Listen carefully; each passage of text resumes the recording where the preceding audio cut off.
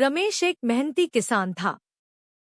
सुबह उठकर खेत जाता, मिट्टी को हाथ से छू कर कहता, इस साल मेरी फसल जरूर रिकॉर्ड तोड़ेगी। उसने अपनी सारी जामा पूंजी बीज, खाद और नए पानी के पाइप में लगा दी थी। गांव वाले भी कहते थे, रमेश भाई, इस बार तो सोना उगा दिया है। सच में, खेत देखने लायक था। हरा भरा गेहूं हवा में लहरा रहा था, जैसे प्रकृति खुद उसकी मेहनत पर मुस्कुरा रही हो। रमेश की पत्नी सीता ने खुशी में कहा, इस बार तो हम छत की मरम्मत भी करवा लेंगे और मुन्ना को शहर के स्कूल में दाखिला भी। रमेश ने आसमां की तरफ देखकर शुक्रिया अदा किया। लेकिन खुशी ज्यादा दिन टिक नहीं पाई। एक रात अचानक बादल घने हो गए। बिजली चमकी।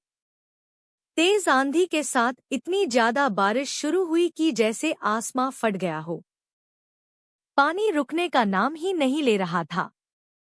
रमेश छत के कोने से टपकती बूंदन को देख रहा था और उसका दिल घबरा रहा था। सुबह जब वो खेत पहुंचा, उसके पैर थिथक गए। जहां कल तक सोना लहरा रहा था, वहां आज सिर्फ पानी ही पानी था। गेहूं की बालियां कीचड़ में दबी हुई थी। कई जगह फसल गिर चुकी थी। रमेश घुटनों के बाल बैठ गया। उसकी आंखों से आंसू तापक पड़े।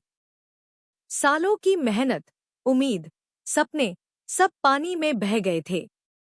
गांव के लोग तसल्ली देने आए, पर रमेश चुप थे।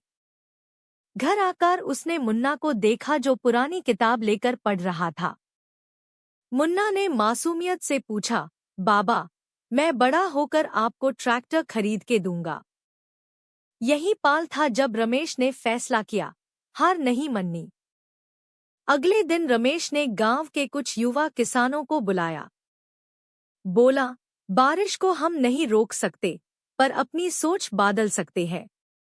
उसने YouTube पर वीडियोस देखने शुरू किए। ड्रिप इरिगेशन, क्रॉप इंश्योरेंस और नए तरीके की खेती के बारे में। उसने शहर जाकर सरकारी योजना के लिए अप्लाई किया। कुछ महीने मुश्किल थे। पैसा कम था, लोग हंस भी रहे थे। अगले सीजन उसने अपने खेत में नलियां बनवाई, बेहतर ड्रेनेज सिस्टम लगाया और फसल का इंश्योरेंस करवाया। इस बार जब फिर तेज बारिश हुई, पानी जमा नहीं हुआ। फसल बाग गई। सिर्फ बाछी ही नहीं, फिर से बम्पर हुई। इस बार रमेश ने अपनी कहानी रिकॉर्ड करके YouTube पर डाली, कैसे बारिश ने मुझे तोड़ा, पर मैंने हार नहीं माना। वीडियो वायरल हो गया। आज रमेश सिर्फ एक किसान नहीं, बल्कि हजारों किसानों के लिए प्रेरणा बन चुका है।